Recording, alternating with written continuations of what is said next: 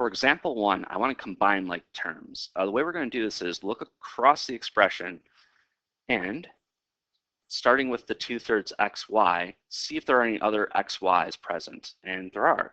Here we have 2/3 xy, and we also have 1/9 xy. The variables are identical. These two things can be combined by adding the two coefficients. Maybe just continuing across this expression, I have a negative 15y to the 5th, and also another y to the 5th at the very end. That leaves us with this minus 4x cubed, which doesn't compare to anything else. So to combine like terms, I'll start with the 2/3 xy and the 1/9 xy. So those are fractions that don't have common denominators. So what I'll do is use a common denominator of 9.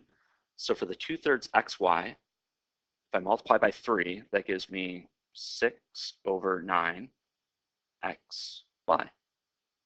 And next to that, I'll place this plus 1/9 xy. Okay. Now I'll write down the minus 15 y to the 5th and this plus 33 y to the 5th. And at the very end, I'll write the minus 4 x cubed. So now it's like set up to just combine the coefficients for all of the terms that we have. So starting with 6/9 xy plus 1/9 xy, that is, by adding the numerators, 7/9 xy. Can't simplify that fraction, I'll leave it just like that. Next, we have a negative 15 plus 33, so that's going to be positive. 33 minus 15 is 18. And then we just copy down the y to the 5th. Then we have this minus 4x cubed at the end, but as noted before, you can't combine that with anything. And this is our final answer. Everything is simplified. There are no like terms, so you can't combine things any further.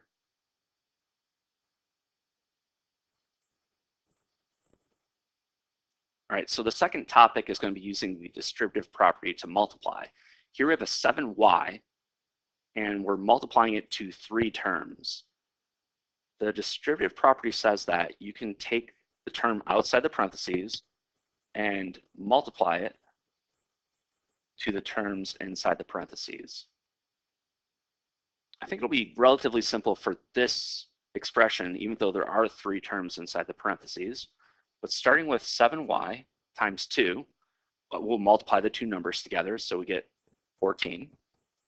And there's a y, but since 2 is all by itself and there are no other y's, the first product will be 14y. Okay, now looking to the 7y multiplied to the negative y. Here we have a positive times a negative, so I know it's going to be negative. Technically, there's a -1, so we'd have -7. But now we have a y to the first times a y to the first. And using our properties of exponents, that gives me a 2. So for the last step, we're going to have 7y multiplied to a positive 2y squared. Again, 2 positives being multiplied together, so it's going to be a positive. 2 times 7, again, we get another 14. But now we have a y to the first times a y to the second. And we can just add those exponents together, and we get y cubed. And these are not like terms. They can't be simplified any further. And this is it. This would be our final answer.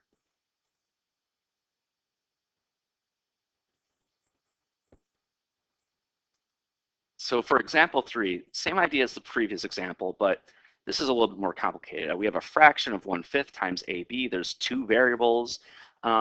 So you could be a little bit more careful as you simplify as you go, but the idea is the same.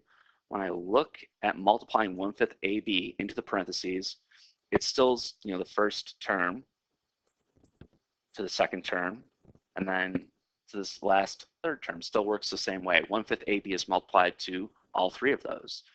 So maybe I'll just be a little bit more careful this time, where as my first step, I'll actually place the numbers next to each other. I'm sure you don't have to do this if you don't want to, but just being a little bit careful.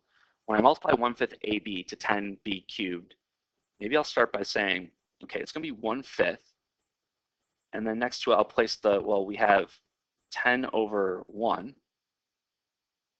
And then I'll place all the like variables next to each other. Like we have an a, but that's the only one.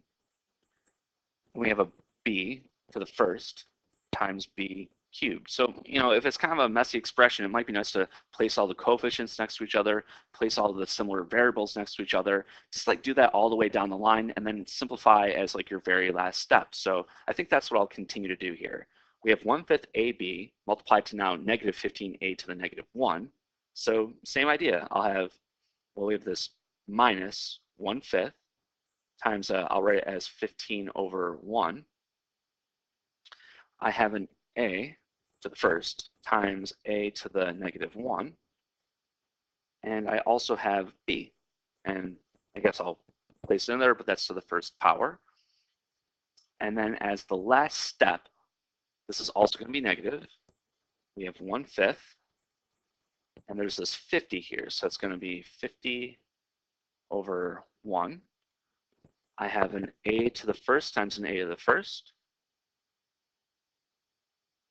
And then I have a b to the first times a b to the 5th.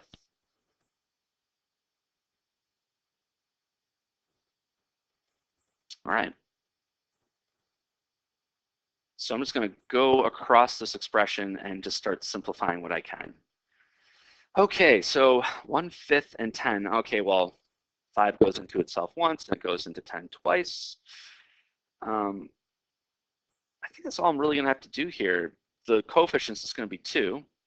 I have an a, technically, to the first, but what I care about is the b, which will be to the 4th power. I don't really need to write the 1 in the exponent of a, so that takes care of the very first expression. So now I'm going to subtract, again, going back here. Let's see, 1/5 times 15. So again, 5 goes into itself once, it goes into 15 3 times. Here we have a to the first times a to the negative 1. I know if you add those exponents, it gives you 0, and this is equal to 1. Since everything is being multiplied together in this term, I'm not even going to place that 1 in there. It would just vanish anyway. You wouldn't write it in your final answer. So all that should be left over is 3 and b. So I'll write that next. So it's a minus 3. And then we have b to the first, which I don't have to write. And then in my last term, well, this is working out well, that 5 goes into itself once. It goes into 50 10 times. And I can easily add these exponents together. So I will just write that last step down, that this is minus 10. I have a to the power of 2. B, we have a 1 and 5, so we get 6. And we don't have any like terms. We can't simplify any further. So this would be the final answer.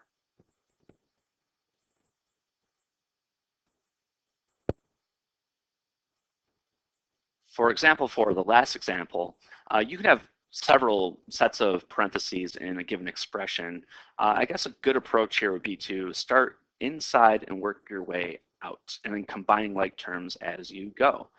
So when I look at this one here, I have 2 sets of parentheses inside, like the outmost set of parentheses. So I'm going to, with this 4,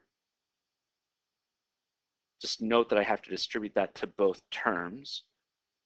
And for this minus parentheses 3 minus x, maybe just note that there's really a 1 there, minus 1. So when you distribute that inside the parentheses, it's going to switch the sign on both of those 2 numbers, the 3 and the minus x.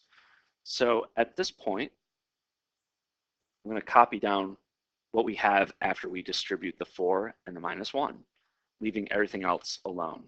So I have minus 2. Okay, now I have nothing happened to the 2x, but I'm going to distribute that positive 4 into the first set of parentheses. So I have a 4 times a negative 3x, so I know it's going to be negative. I get minus 12x, and then I have plus 8.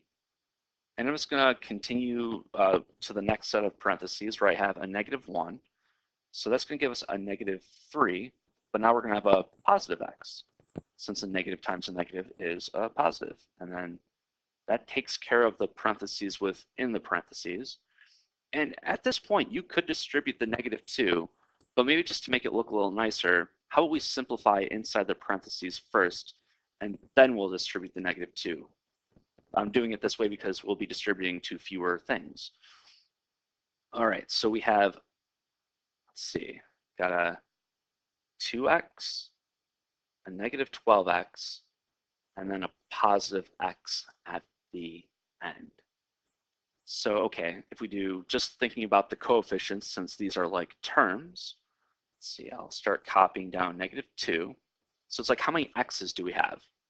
So we'd have 2 minus 12, so that's -10, plus a 1 would be -9. The only other like terms now are this +8 minus 3. That's simple enough. That's just going to give us a +5. So as our last step, we just have this -2 outside of the parentheses, which we can distribute to the two terms. So this gives us, all right, we have -2 times a negative, so it's got to be positive. It'll be positive 18x. And now we have -2 times a positive, so it's going to be -10.